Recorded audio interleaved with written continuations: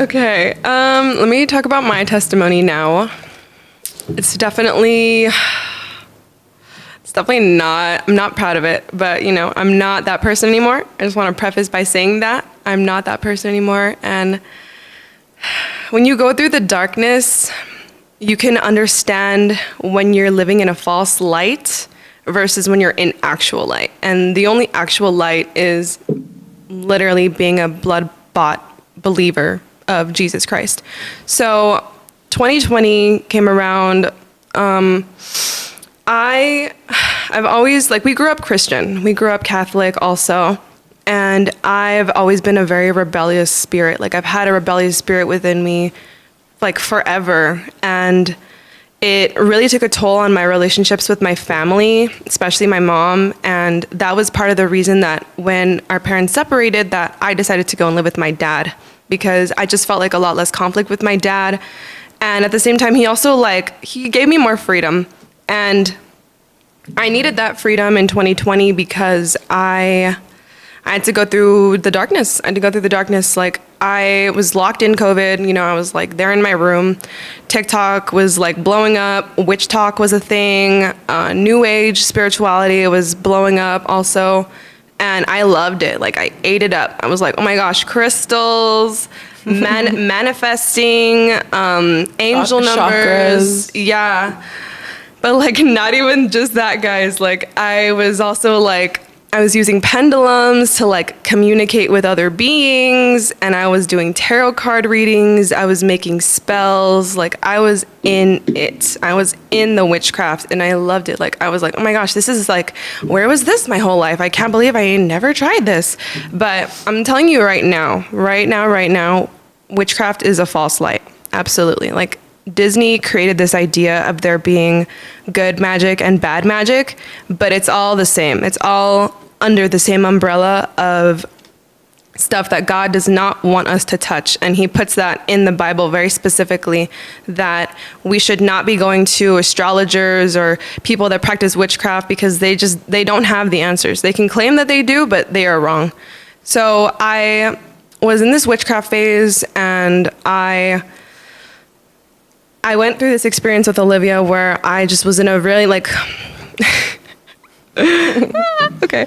So I tried shrooms, a very heavy dose, and that left my soul completely open. And that's what allowed a wandering spirit to come inside of me.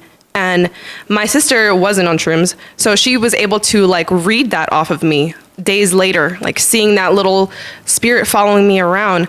And I knew something had come inside of me because I did the dose outside at night, and I was I was messed up, guys.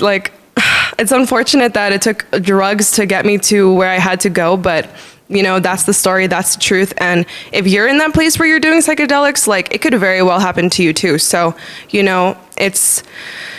it's rough. And when I was in that very compromising position, she discussed it with me, and she was look, you're not in touch with your higher self. You're not going to be able to do certain things because you have this thing following you around. And I was I don't know what that is. I don't know what I'm supposed to do about that.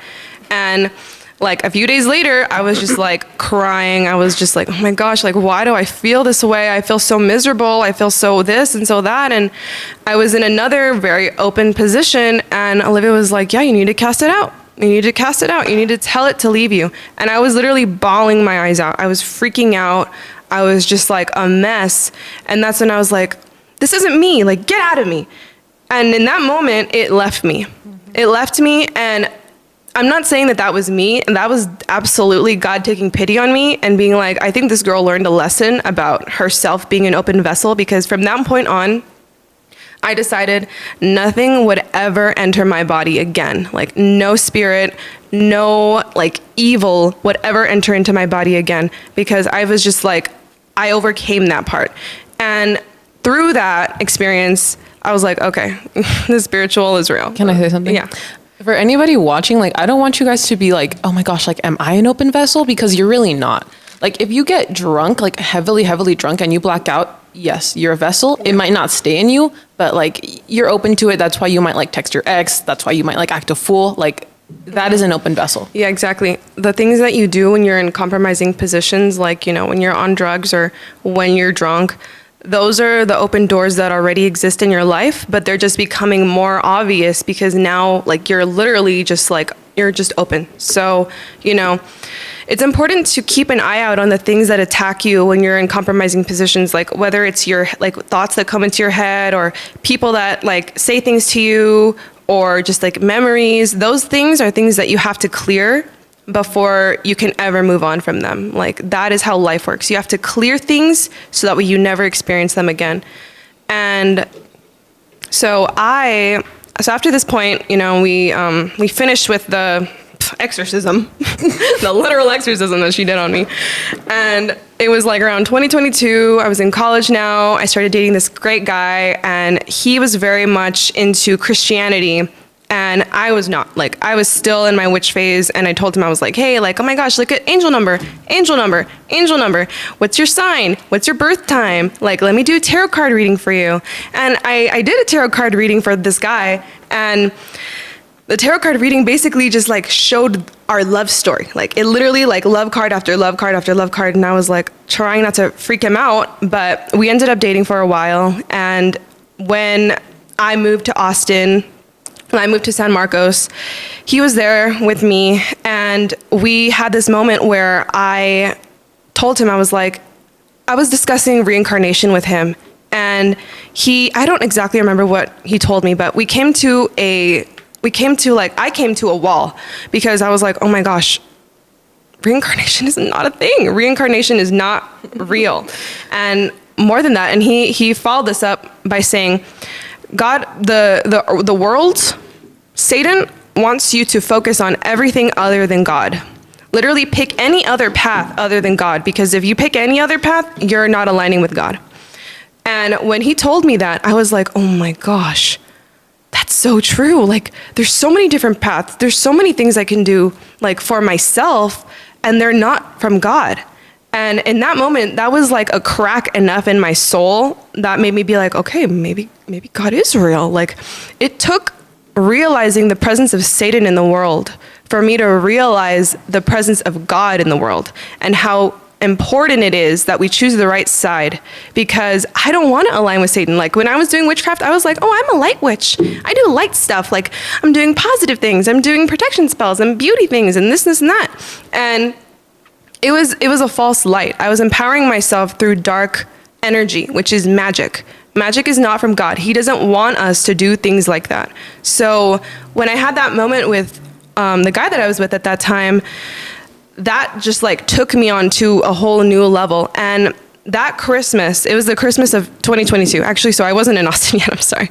I was in El Paso, and then that Christmas, 2022, I was in my kitchen at my grandma's house, and I had the urge to just like look to my right, because it's the kitchen and then it's her office. And she was sitting in her office by herself, and I was like, I'm gonna go talk to her. So I sat down in front of her, and I looked behind her, and she was sitting directly in front of this picture of Jesus. And I looked at the picture, and I looked at her, and literally light filled the room. Light filled the room. It was radiating off of that picture. It was radiating off of my grandma. Like, my grandparents are very, very, very blessed. Like, they pray often. I think that that's the reason why Olivia and I have been blessed, and we've been able to like be protected by all the things that we were doing before we had God. And so in that moment when I'm talking to her, we're talking about Jesus, and I'm just like crying. I'm crying. I can't even help it. Like, I don't even know if she knows what's going on, but I'm like having this breakthrough that I've never experienced before, because I'm just feeling Jesus for the first time. I'm literally feeling him. Like, he's literally in the room, standing behind my grandma, like looking at me. So from that point on, I was like, okay, I believe you. Like, forget everything I ever said. Like, I renounced my witchcraft. I renounced my self-servingness. I was like, okay, I'm committed to God now. Like, I need to be on the right path because he's here now. He's literally in front of me. I cannot deny him anymore. So from that point on, I just started throwing away all my witchcraft stuff. I threw away everything that was a part of New Age that I got into. Like, I have crystals still, but I don't use them for healing anymore. I don't charge them in the sun or the moon. I don't like use them like, oh, I'm going to carry this black onyx for protection, or I'm going to put this amethyst under my pillow for good dreams. Like, I stopped doing that the day of that night. Like, I was done. I was super done. And with that, we started getting really into the Bible, like super, super into the Bible. And, here I am. Honestly, Jackie reads the Bible more than me. God showed me like these really awesome pastors online. And like, ever since then we started doing prayer and fasting, and like, wow, does that open your eyes up? Because, okay, so the thing about New Age that really stuck with me, that I really liked, was like the fact that you could be a god. Like, you're the god. And I was like, oh my gosh, yeah, like I'm the god. Like, I have all the power, because I was manifesting and stuff like that. And I was like, I see it in my reality. So I was like, of course it's true. But that's not true. So when you actually get into Christianity and you really, if like Jesus Christ is your Lord and Savior, he's your front runner, like he's the one leading your life. Like, honestly, that is real power. Yep. Because it's like you have God actually protecting you. You have God running through your veins. You have Jesus Christ running through your veins. And it's like, that is real power. You're not going to be insecure anymore. You're not going to feel powerless. You're going to be empowered. You're going to be confident. Like, every single issue that you have can be corrected. Yep. With God. Like, absolutely. It's just that easy. He made us without the spirit of fear, without the spirit of pride, without insecurities, without narcissism. Yep. And he will take you back to that state if you allow him to. So if you're not happy with yourself, if you look in the mirror and you're like, dang, like I'm just not enough. Like, first of all, you are enough. And hopefully you can see that. But if you can't see that, like, God sees that. Absolutely. God sees you as you were made. He knows you by your name. He knows the plans he has for you. And honestly, if I had decided to just continue on this path of New Age and all the things that I was empowering, like, I was empowering myself through myself. And like, should I say the catchphrase? Oh yeah.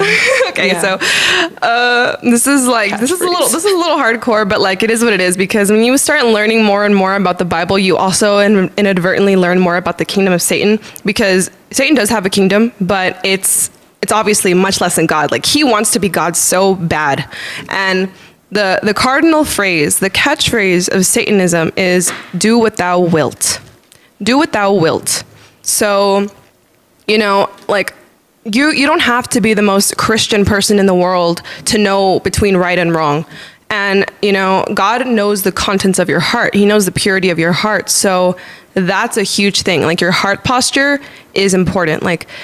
If you want to do God's work, if you want to align with the good, if you want to align with the light, then you have a good heart posture. But if you're a little bit nefarious, if you're a little bit mischievous, if you want to be your own God, those things God rejects. God absolutely rejects that. And he will remove his hand from your life, because he wants you to feel the emptiness of that without him.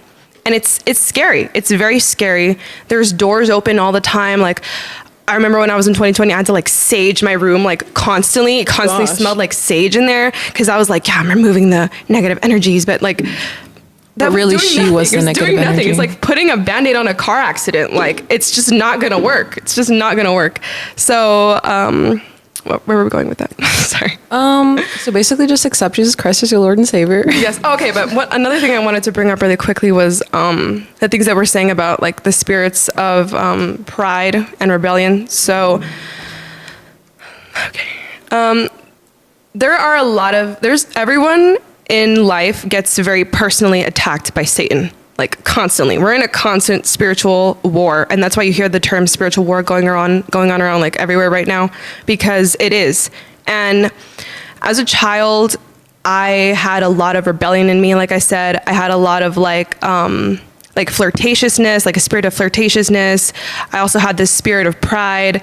And these are literal spirits that come and attack you through open doors that you have in your life. So let's say, for example, when I was doing witchcraft, like, that was an open door for pride to come into me and be like, oh yeah, I'm like top girl. I can do anything. Like, I can make things happen like that, because that's an open door of pride.